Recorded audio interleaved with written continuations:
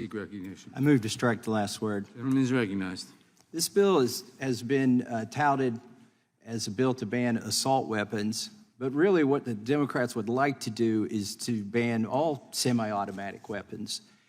And they've gone to some tortured lengths with this legislation to try and draw a distinction between guns that a lot of people who don't even own guns would say, oh, well, that's not an assault weapon, versus one that looks like an assault weapon. Yet the people who own guns, which is the majority of Americans, are starting to see through this. And I want to take one of the firearms that's banned but not banned.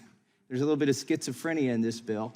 One of the guns that's banned and then not banned in this bill, and point out the problem with this bill. This is a Ruger Mini 14. The one in the upper left, if the camera's panned out, if you can see it, is a tactical version. The Democrats would have you believe, because this has plastic and it's painted black, and it has this different way of holding it, that it's a weapon of war.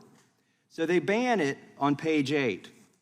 And then on page 13, they furthermore ban the receiver of this firearm. Well, there's a problem with this legislation because on page 26, they unban the same firearm that has wooden furniture. Now, let me assure you that any criminal, especially somebody who's determined to wreak havoc on the public, they know that the capability of these two firearms is exactly the same. You're not pulling the wool over their eyes. You may pull the wool over the eyes of some of the people who want gun control. You may placate a portion of your base and a lot of the members who want to ban all guns, but you're not going to stop the violence with this bill, because here's the problem with this bill. The gun in the upper left is explicitly banned.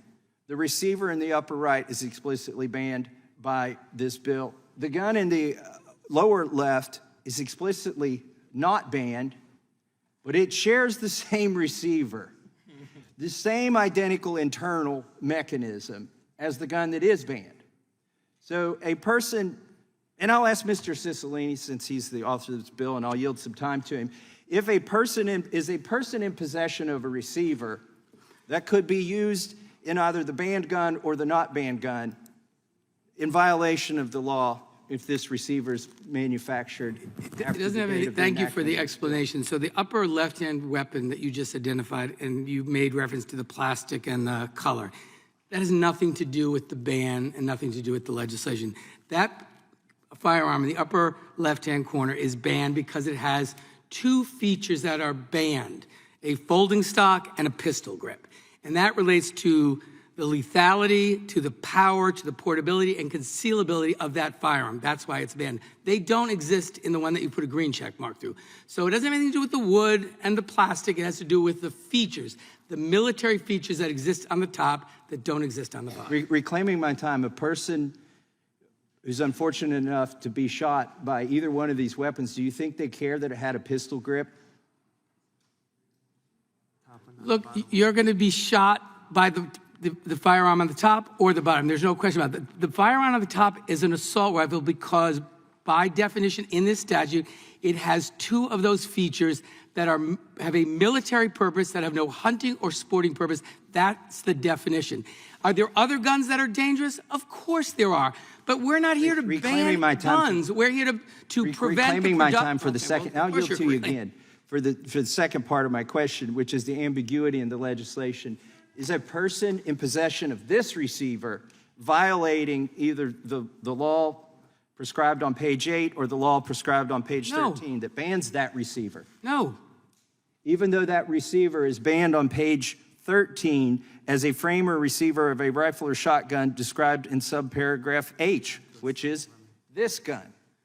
No, because that has to be assembled. That other gun has, in fact, the characteristics on the gun.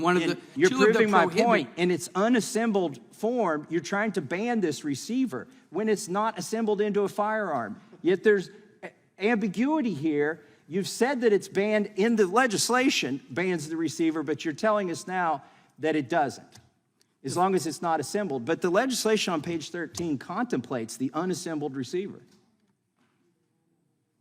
So, question is? My question is, is this receiver legal or not? Because your bill is ambiguous.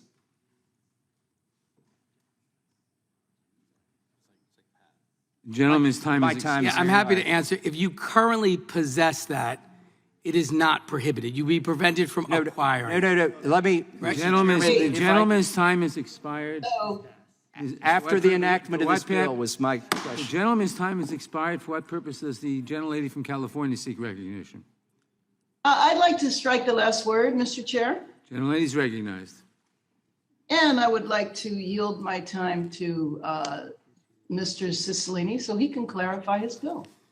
I thank the gentlelady for